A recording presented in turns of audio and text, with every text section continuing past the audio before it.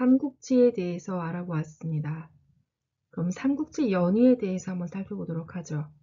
삼국지 연의에 대해 살펴보기 전에 장회소설이라고 하는 소설 장르를 살펴보도록 하겠습니다.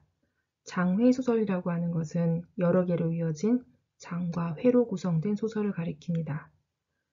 몇 장, 몇 장, 몇 회, 몇 회 이런 식으로 그 단락을 나누어서 계속 이어가는 소설을 가리키는 것이죠. 이 장회소설은 중국의 소설 형성과 관련이 되어집니다. 중국은 송나라, 원나라를 거치면서 설화라는 민간 예술이 굉장히 발전하게 되는데, 설화라는 것은 지금의 이야기꾼들 그리고 옛날 이야기들을 재미있게 전해주는 그런 민간 예술 형식이었습니다. 그리고 이 설화의 대본이 화본소설이라고 불리는 소설의 한 장르가 되었죠. 원말 명조에 이르기까지 이 송나라, 원나라의 화본소설이 굉장히 유행하면서 이후에 문인 작가들이 이 화본을 근거로 재창작한 이 화본을 근거로 장과 회로 구성하여서 길게 작성한 장회소설이 등장하게 됩니다. 이 장회소설은 길이는 아주 길지만 작가들이 직접 혼자 쓴 것이 아니라 오랜 동안 민간에 전해지면서 설화인들이 내용을 풍부하게 수정하고 보완한 것이었기 때문에 전체적으로는 집체문학적인 성격을 지닌다고 말할 수 있습니다. 그래서 이 장회소설은 지금 우리가 보고 있는 명대 4대 기서, 그 명대 4대 기서들이 바로 이 장회소설의 형식이고 우리가 알고 있는 장편소설에 해당한다고 볼 수 있는 것이죠. 그럼 장회소설, 삼국지연의의 의미를 살펴보도록 하지요.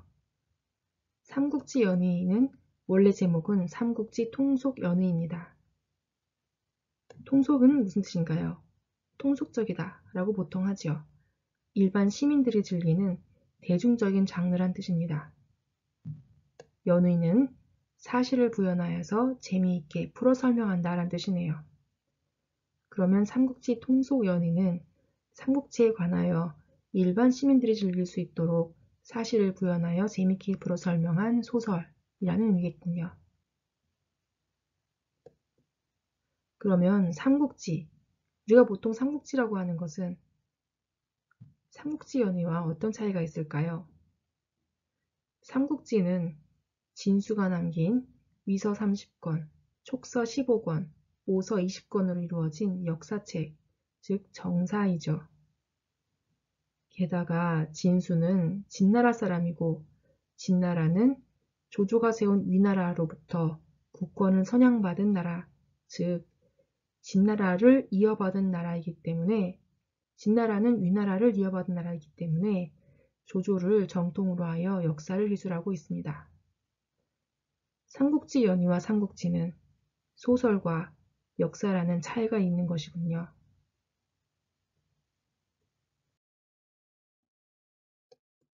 그럼 정사 삼국지가 어떻게 삼국지 연의로 발전하게 된 것인지 살펴보도록 하지요.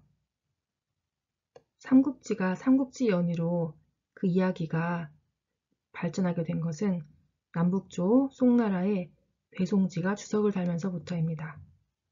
배송지는 역사책 삼국지에 주석을 붙이면서 민간에 떠돌던 여러 가지 야사나 잡다한 전기를 끌어다가 삼국지의 여러 가지 항목을 윤색하고 더 재미있고 풍부한 이야기로 만들어냈습니다.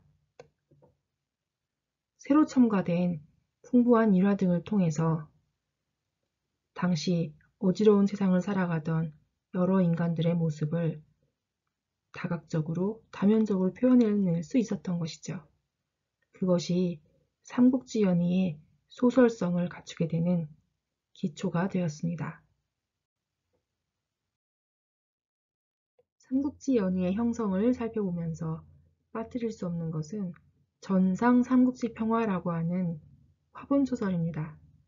화본은 아까 잠깐 이야기한 것처럼 이야기꾼의 대본이 되는 소설이라고 했었죠. 이야기꾼들이 재미있게 이야기를 하면서 그것의 전체의 줄거리를 적어 놓았던 것이 바로 화본인데 이것이 소설로 발전하게 된 것이죠. 전상 삼국지 평화는 말 그대로 전상, 위에는 많은 그림이 그려져 있고 그리고 아래쪽에는 관련된 이야기가 편집되어진 것입니다. 쉽게 말하면 그림책이라고도 말할 수 있겠군요. 이야기꾼이 책장을 넘겨가면서 그림을 보여주고 그 그림과 관련된 이야기를 아주 재미있게 표현해주면서 중간중간 노래도 섞어서 해주는 그런 방식이었다고 하네요. 그런데 이 이야기가 얼마나 재미가 있었는지 사람들이 시간만 되면 가서 이 삼국지 이야기를 들으려고 했다는 것이죠. 송나라 때 소동파의 동파지림이라는 책에 이런 기록이 있습니다. 아이들이 귀찮게 굴어서 돈을 몇 푼 주어 내쫓으면 아이들은 그 돈으로 이야기꾼이 옛날 이야기를 들려주는 곳으로 몰려간다. 유연덕이 패하면 얼굴을 찡그리고 눈물을 줄줄 흘리고 조조가 패하면 그 이야기를 들으면서 화난 표정이 되어서 이야기꾼이 들려준 노래를 신이 나서 따라 부른다. 라고 했네요.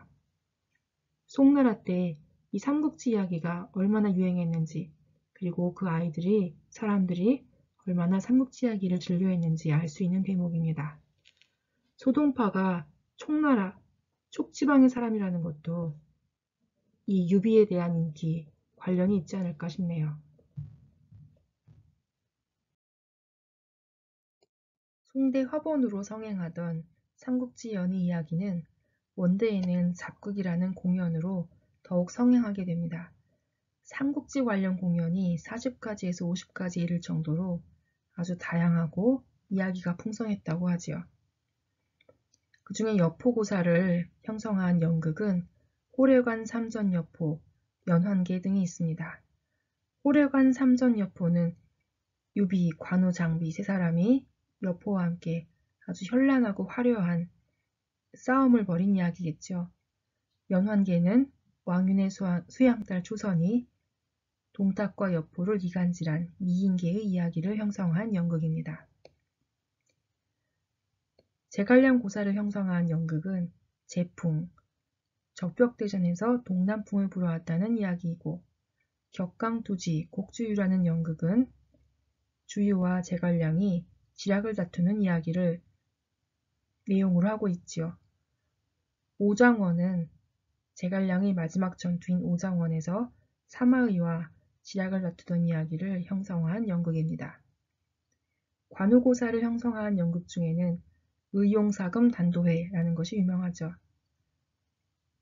관우의 환심을 사기 위해서 미인과 금은, 적토마까지 선물한 조조였지만 유비가 있는 곳을 알자마자 관우는 적토마를 타고 한달음에 달려가죠. 이렇게 원대잡극은 지금 우리가 알고 있는 삼국지연의에 담겨져 있는 많은 이야기들을 기본적으로 갖추고 있다고 하겠습니다. 이렇게 송대 화본 그리고 원대 잡극으로 전해지던 삼국지연의는 나관중이라는 사람을 만나서 지금의 삼국지연의의 모습을 갖추게 됩니다. 나관중은 원말명초의 극작가이고 통속소설가입니다. 그렇지만 이 사람의 생애나 행적은 자세하게 알려져 있지 않아서 출신도 절광성 전당인이라는 설도 있고 혹 산동성 동원 사람이라는 설도 있고 혹은 태원 사람이고 호는 호해산인이라는 설도 있습니다. 나관중은 젊은 시절 원나라에 반대하는 운동에도 참가하면서 왕성하게 활동했지만 원나라가 망하고 명나라가 건립된 후에는 정치 활동을 멈추고 소설과 희곡의 창작에 전념했다고 합니다. 꽤 알려진 통속소설가로서 수호전은 신의함과 나관중의 공동 창작이라는 설이 있을 정도입니다.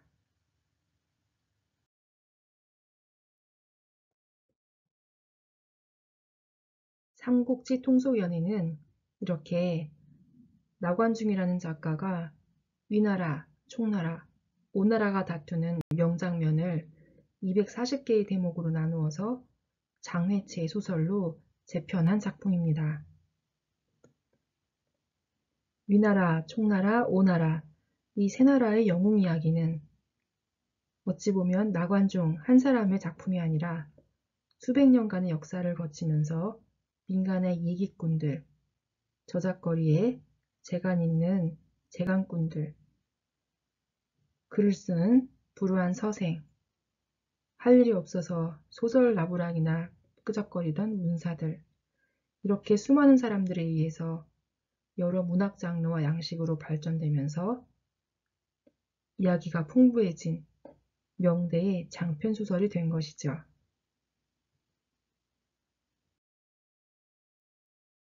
삼국지 연의는 나관중에 의해서 장외소설로 만들어진 후에도 많은 작가들이 이 이야기에 관심을 가지고 자신의 이야기로 조금씩 바꾸어서 여러 가지 다른 판본이 생기게 되었습니다. 그 중에는 작가의 평어가 들어간 경우나 시를 넣거나 혹은 체제를 조금씩 바꾸는 그런 차이가 생기게 되었죠. 중국에서 유명한 판본은 이타고본과 오종강본을 꼽습니다. 이타고는 삼국지 연의에 자신의 평어를 곁들여서 인물들의 잘잘못, 호불호를 분명히 한 성과가 있고, 오종강은 인물들을 좀 더 섬세하고 다채롭게 잘 다듬어낸 그런 성취가 있습니다. 일본에서는 요시가와 에이지나 진순신의 평역이 굉장히 유행을 했었죠. 우리나라에서는 김구용의 삼국지가 모종강본을 직역하였다고 알려져 있고 월단 박종화의 삼국지, 황석영의 삼국지 등도 원본을 그대로 직역하면서도 또 수려한 필치를 살린 작품으로 알려져 있습니다. 이문열의 삼국지는 모종강본을 기본으로 하면서 평어도 상당히 많이 들어있는 특징이 있죠. 우리 강독자료에서는 이문열의 삼국지를 조금 더 많이 참고할 생각입니다.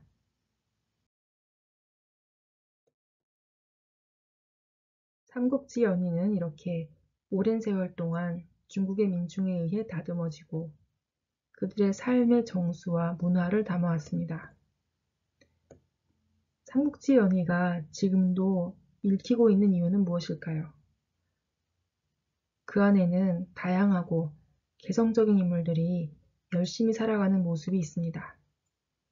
역경을 헤쳐나가는 강인하고 지혜로운 모습, 그리고 인간을 중시하고 의리와 충정을 지키는 모습, 이런 것들을 통해서 우리는 지금도 많은 것을 배울 수 있는 것이지요. 한 번도 읽지 않은 사람은 친구로 삼지 말고 3번 이상 읽은 사람도 친구로 삼지 말라는 말이 있을 만큼 삼국지 연의는 지혜의 보고로 여겨지고 있습니다. 동아시아 최고의 베스트셀러이고 그리고 현재도 다양한 문화 콘텐츠로 이용되고 있는 고전 명작이라고 할 수 있겠네요.